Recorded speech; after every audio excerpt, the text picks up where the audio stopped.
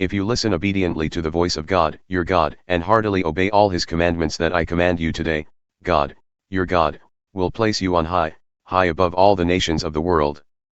All these blessings will come down on you and spread out beyond you because you have responded to the voice of God, your God, God's blessing inside the city, God's blessing in the country, God's blessing on your children, the crops of your land, the young of your livestock, the calves of your herds, the lambs of your flocks.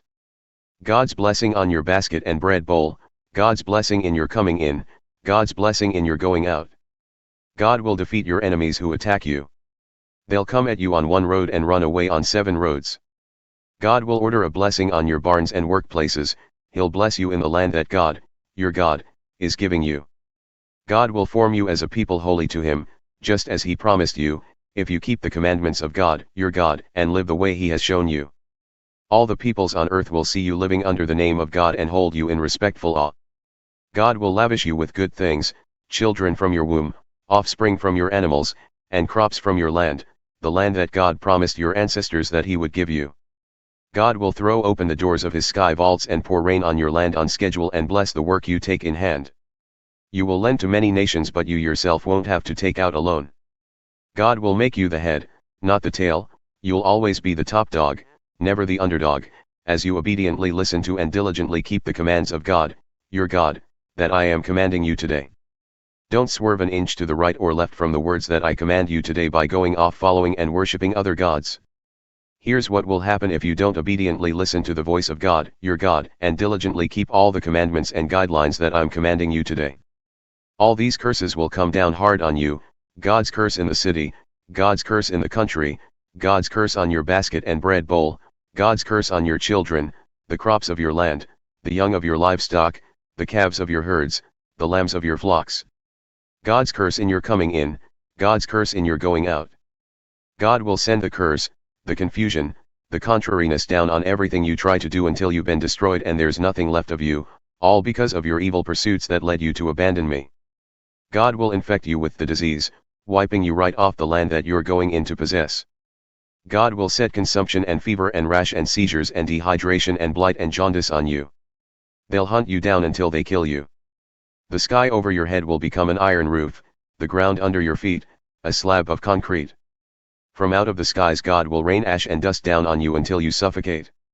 God will defeat you by enemy attack. You'll come at your enemies on 1 road and run away on 7 roads. All the kingdoms of earth will see you as a horror. Carrion birds and animals will boldly feast on your dead body with no one to chase them away. God will hit you hard with the boils of Egypt, hemorrhoids, scabs, and an incurable itch. He'll make you go crazy and blind and senile. You'll grope around in the middle of the day like a blind person feeling his way through a lifetime of darkness, you'll never get to where you're going. Not a day will go by that you're not abused and robbed. And no one is going to help you.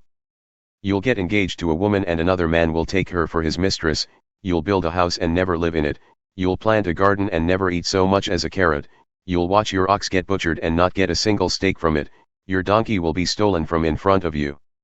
And you'll never see it again, your sheep will be sent off to your enemies and no one will lift a hand to help you. Your sons and daughters will be shipped off to foreigners, you'll wear your eyes out looking vainly for them, helpless to do a thing. Your crops and everything you work for will be eaten and used by foreigners, you'll spend the rest of your lives abused and knocked around. What you see will drive you crazy. God will hit you with painful boils on your knees and legs and no healing or relief from head to foot. God will lead you and the king you set over you to a country neither you nor your ancestors have heard of, there you'll worship other gods, no gods of wood and stone. Among all the peoples where God will take you, you'll be treated as a lesson or a proverb, a horror. You'll plant sacks and sacks of seed in the field but get almost nothing, the grasshoppers will devour it. You'll plant and hoe and prune vineyards but won't drink or put up any wine, the worms will devour them. You'll have groves of olive trees everywhere, but you'll have no oil to rub on your face or hands, the olives will have fallen off. You'll have sons and daughters but they won't be yours for long, they'll go off to captivity. Locusts will take over all your trees and crops. The foreigner who lives among you will climb the ladder, higher and higher, while you go deeper and deeper into the hole. He'll lend to you, you won't lend to him. He'll be the head, you'll be the tail. All these curses are going to come on you.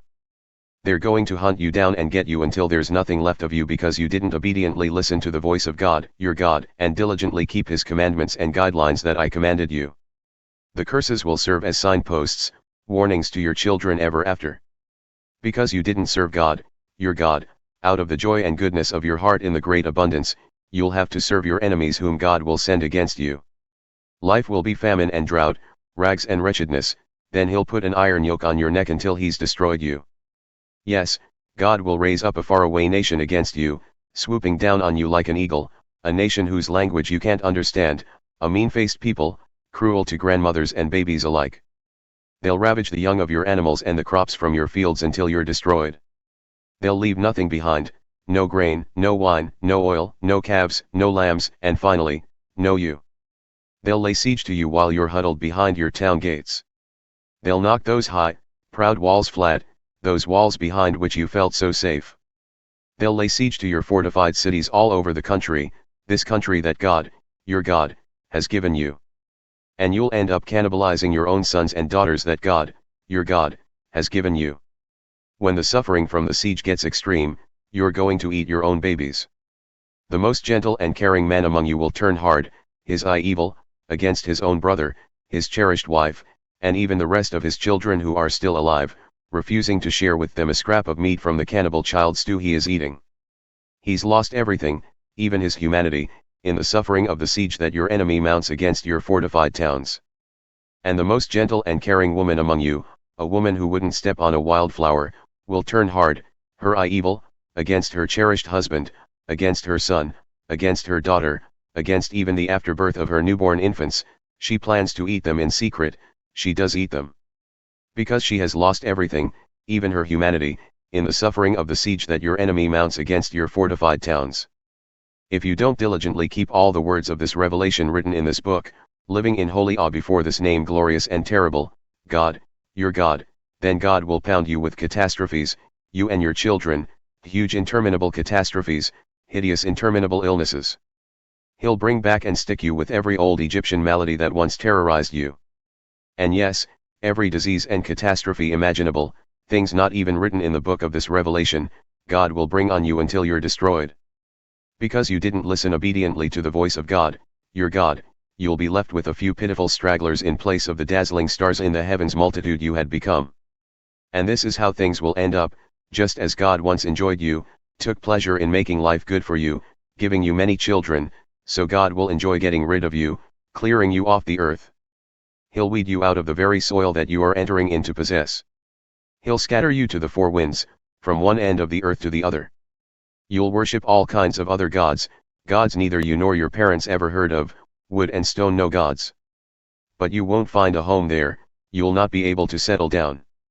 God will give you a restless heart, longing eyes, a homesick soul.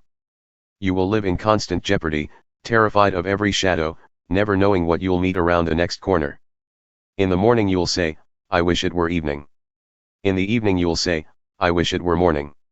Afraid, terrorized at what's coming next, afraid of the unknown, because of the sights you've witnessed.